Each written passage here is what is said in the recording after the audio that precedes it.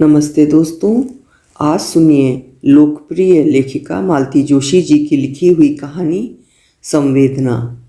संवेदना कहानी उन्होंने 2 बार लिखी है। शीर्षक एक ही है लेकिन कहानी अलग अलग है।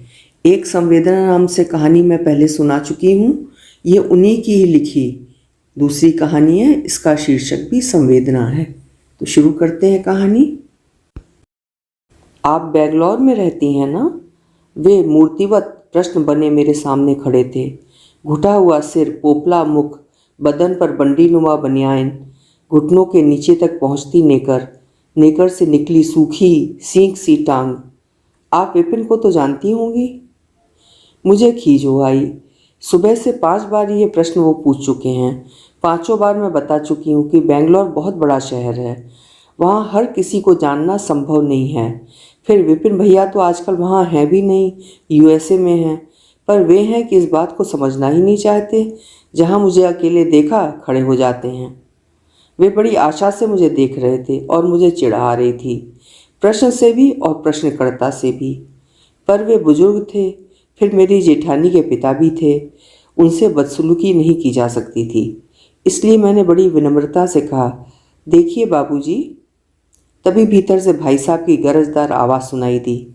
क्यों सुबह से उस गरीब के पीछे पड़े हैं? बता तो चुका हूँ कि 25 तारीख को साहब बहादुर तशरीफ़ ला रहे हैं, तब जी भर के भेंट कर लीजिएगा। वे बुरी तरह चौंक गए थे। भयचकित नज़रों से आवाज़ की दिशा में निहारा और फिर डगमग कदम भरते हुए अपने कमरे में लौट गए। मुझे बड़ा संकोच हो आया। मेरी वजह से बेचारों को इतनी बातें सुननी पड़ी। भाभी जी सुनेंगी तो क्या कहेंगी? तभी भाई साहब की आवाज़ आई, मंजू तुम भीतर आ जाओ, नहीं वे फिर कान खाने चले आएंगे। कमरे में दोनों भाई सोफे पर अगल बगल बैठे थे। मैं कुर्सी पर बैठ गई। भाई साहब बोले, ज़्यादा लिफ्ट मत दिया करो, चिपट गए तो छुड़ाना मुश्किल हो जाएगा। मैंने धीरे से कहा, उन्हें शायद एहसास नहीं है कि विपिन भैया इन दिनों बेंगलोर में नहीं बाहर हैं। उन्हें तो किसी भी बात का एहसास नहीं है, इस बात का भी नहीं कि उनकी पत्नी का 5 दिन पूर्व देहांत हो चुका है। वे इस बात से भी बेखबर हैं कि जो 24 घंटे उनकी सेवा में खट रही है वह उनकी अपनी बेटी है। वे तो उसका नाम तक भूल चुके हैं। और वो नालायक जो परदेश में बैठा गुलछर्रे उड़ा रहा है, उसके नाम की माला जपे जा रहे हैं। विपिन को तो अब तक आ जाना चाहिए था, इन्होंने कहा। अरे उसकी माँ 6 महीने से बिस्तर पर पड़ी रही, पर वो बंदा नहीं आया। बोला कल को कुछ हो जाएगा तो मुझे आना ही पड़ेगा। बार बार आना हंसी खेल थोड़े ही है।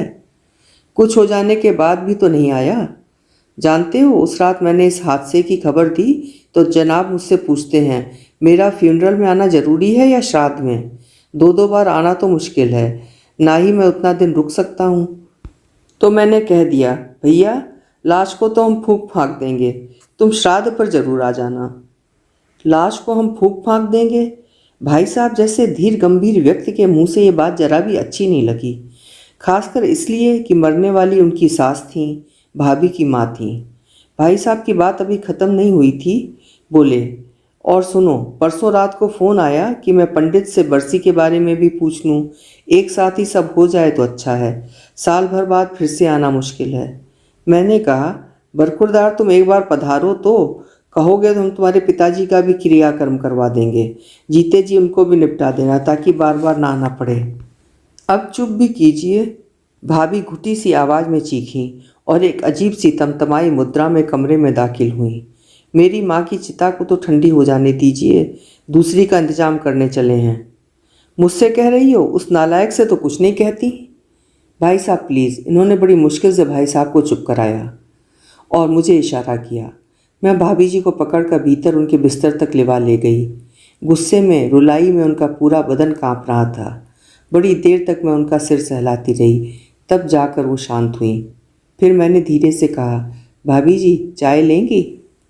उन्होंने मना कर दिया। बोली, अभी मेरा बिल्कुल मन नहीं है, पर 4 बज गए हों तो अपने भाई साहब के लिए ज़रूर बना देना, नहीं तो उनका पारा फिर चढ़ जाएगा। और हाँ, 1 कप बाबूजी के कमरे में रख देना, जब मन होगा पी लेंगे। दोनों भाई गैलरी में बैठे हुए थे। भाई साहब को उपदेश देने की तो मेरी औकात नहीं थी, फिर भी चाय रखते हुए मैंने धीरे से कहा, दरअसल भाभी जी की मनहा स्थित ही नहीं, उनकी हालत भी बहुत नाजुक हो रही है। भाई साहब बोले, 6 महीने से माँ का नरक उलीची रही थी, वही थकान निकल रही है। एक आध नर्स रख ली होती। ये बोले, नर्स के रेट्स जानते हो? 80 रुपया रोज लेती है, वो भी दिन की अलग रात की अलग रखनी पड़ती है। आखिर दिनों में तो खैर रात में रखनी ही पड़ी थी, but it is a costly affair you know. Vipin कुछ भेजता नहीं है? 5,000 महीना भेजता है। उतना तो दोनों की दवाइयों के लिए ही पूरा नहीं होता है। बाबूजी की पेंशन वगैरह तो होगी? काहे की पेंशन? प्राइवेट नौकरी थी, कुछ फंड मिला था, उससे जबलपुर में एक छोटा सा घर ले लिया था। विपिन हिंदुस्तान में था तब भी माँ बाप को रखता थोड़ी था। वे दोनों जबलपुर में बुढ़ापा काट रहे थे, लाचार हो गए तो हम ले आए। और घर पड़ा है, जब साहबजादे को फुर्सत होगी बेचेगा। हम तो अब इस झंझट में पड़ेंगे नहीं। ये तो जिम्मेदारी सिर पर ले ली है, वही निभ जाए बहुत है। मृत्यु वाला घर वैसे ही उदास होता है, और यहाँ तो अवसाद की कोई सीमा ही नहीं थी। मुझे अच्छा लगा कि मैं जिद करके साथ चली आई। बच्चों को भी साथ ले आती तो अच्छा रहता, कुछ दिन और रुक सकती थी। भाभी जी को सहारा हो जाता। मैंने भाभी जी से यही बात कही तो बोली, 2 दिन के लिए ही सही, तुम आ गई बहुत अच्छा लगा।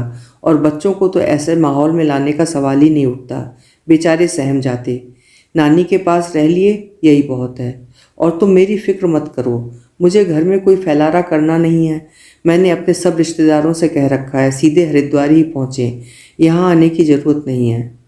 मैंने कहा, ये काम निपट जाए तो 8-10 दिन के लिए मेरे पास आकर रहिए, चेंज हो जाएगा, मन बदल जाएगा। वे सूखी हंसी हंस दी।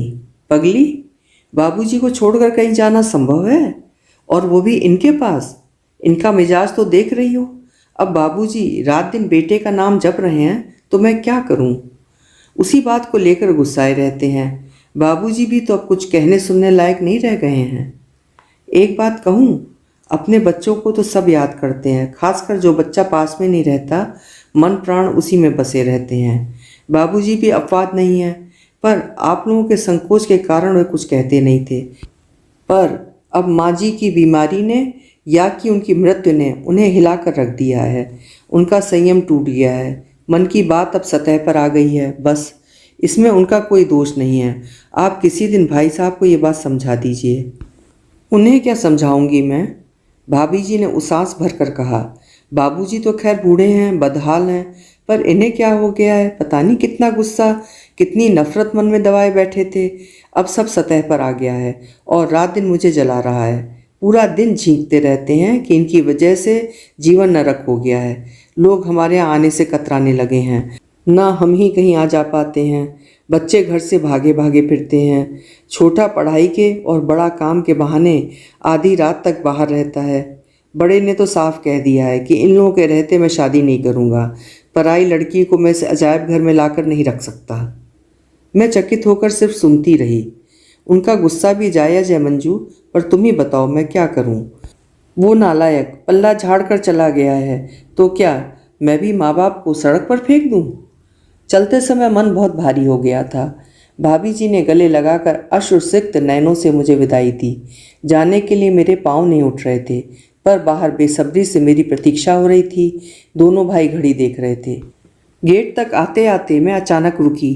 बस अभी आई, कहते हुए मैंने सबकी प्रश्नार्थक नज़रों को अनदेखा किया और बाबूजी के कमरे में चली गई। वे शून्य में नजरें गड़ाए बैठे थे। बाबूजी, हम लोग निकल रहे हैं, मैंने पैर छूकर कहा। वे चौंके और फिर वही प्रश्न, आप बेंगलोर में रहती हैं ना? जी, और मैंने भाभी जी से विपिन भैया का पता ले लिया है। घर पहुंचते ही हम लोग उनसे मिलने जाएंगे।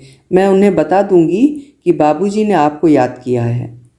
वे कुछ क्षण मुझे घूरते रहे, फिर उनके पोपले मुख से हंसी की एक किरण फूटी जो उनकी आंखों की कोरों तक फैल गई।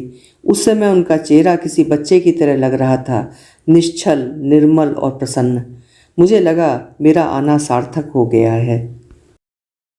अभी आप सुन रहे थे मालती जोशी जी की हृदय छू लेने वाली कहानी संवेदना। आप भी अपने विचार कमेंट बॉक्स में ज़रूर लिखिएगा। अगर आपको मेरे चैनल की ये छोटी मोटी सी लाइब्रेरी पसंद आती हो, इसमें संकलित कहानियाँ ठीक लगती हों, साथ में मेरी प्रस्तुति भी ठीक लगती हो, तो मेरे चैनल को ज़रूर सब्सक्राइब करिएगा। आपका समय शुभ हो, मंगलमय हो।